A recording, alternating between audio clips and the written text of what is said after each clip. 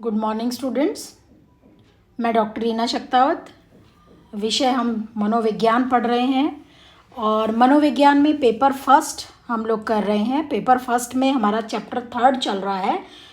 संवेदी संग्राहक का टॉपिक हमारा चल रहा है। पिछले दो वीडियो में हमने संवेदी संग्राहक मीन्स ज्ञानेंद्रियाँ यानी जो सूचनाएं हम संग्राहकों के माध्यम से हमारे मस्तिष्क में जाती हैं और हमें उस उद्दीपक की उपस्थिति का एहसास होता है। तो बच्चों 5 ज्ञानेंद्रियां हैं, 5 संग्राहक हैं, आप सभी जानते हैं।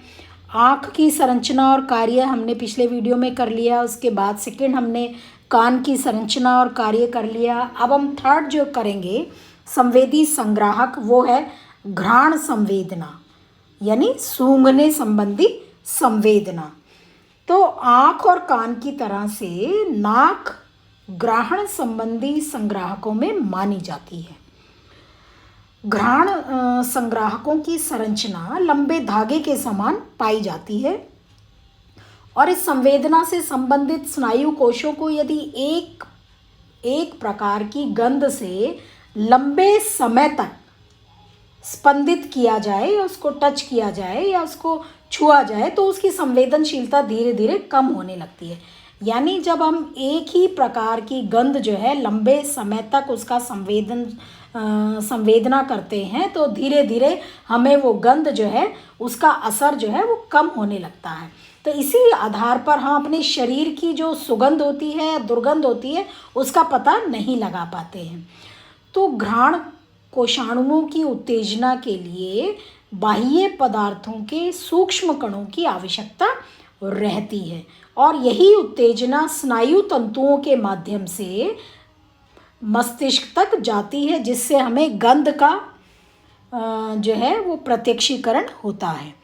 तो घ्राण संग्राहक जो है यानी हमारी जो घ्राणेंद्रियां हैं अन्य संवेदी संग्राहकों से भिन्न होती हैं और ये सभी कुछ विशिष्ट प्रकार के न्यूरॉन होते हैं जो संवेदी उद्दीपकों से सीधे संपर्क में आते हैं और फिर सीधे मस्तिष्क में पहुंच जाते हैं।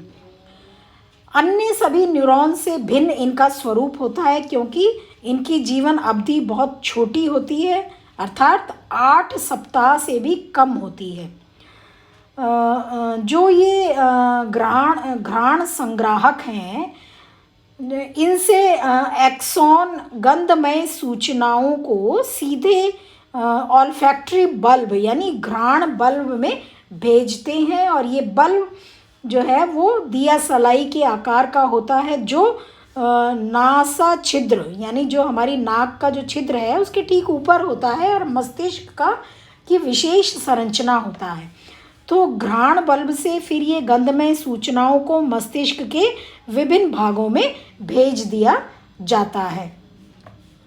कुछ शोधकर्ताओं को ये भी पता नहीं था कि कितने भिन्न प्रकार के घ्राण ग्राहक होते हैं और विभिन्न गंधों का डिकोडिंग नाक में ही होता है या घ्राण ग्राहकों की संख्या कम है और मस्तिष्क में ही बेसिकली इनकी डिकोडिंग होती है।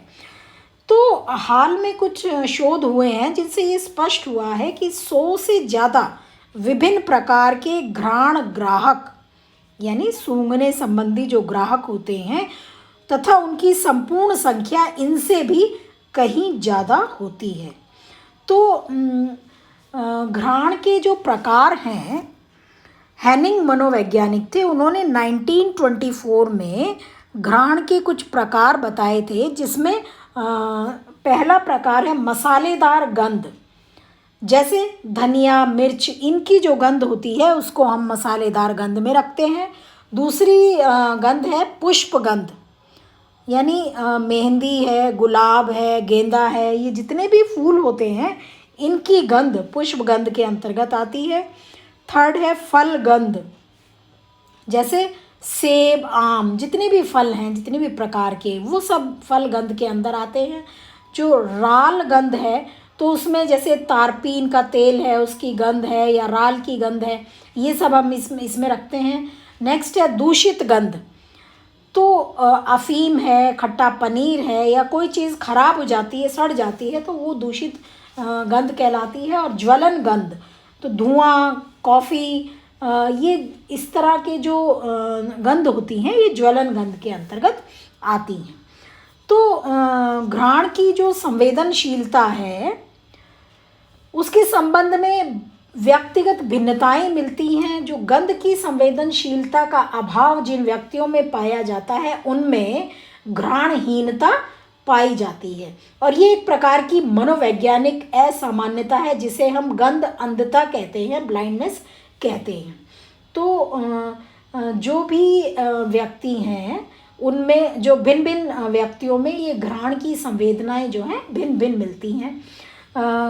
किसी गंध को हम अधिक समय तक सूंघते हैं तो अधिक समय तक सूंघने से उसकी संवेदनशीलता कम हो जाती है, अतः उसे हम ग्रहण समायोजन कहते हैं। यानी जैसे मान लीजिए घर में मान लीजिए हमने खाना बनाया, तो जब हम खाना बना रहे हैं तो उस समय हमें गंध आएगी और धीरे धीरे हमें फिर वो गंध नॉर्मल लगने लग जाती है, उसकी संवेदनशीलता जो है वो हमें कम लगती है और हमें बहुत अधिक गंध नहीं आती। लेकिन उसी समय यदि बाहर से कोई व्यक्ति आता है और वो आकर ये कहता है कि बहुत ही गंध आ रही है, तो इसका मतलब है कि घर में गंध तो व्याप्त है, लेकिन हम जो है उसको अधिक समय से सूंघ रहे हैं, इसके लिए उसकी संवेदनशीलता कम हो गई है। तो ये जो संवेदनशीलता का कम होना है इसको हम एकोमोडेशन कहते हैं, सेंसरी एकोमोडेशन या संवेदी समायोजन हम इसको कहते हैं। तो किसी गंध वाली फैक्ट्री में कार्य करते करते कर्मचारी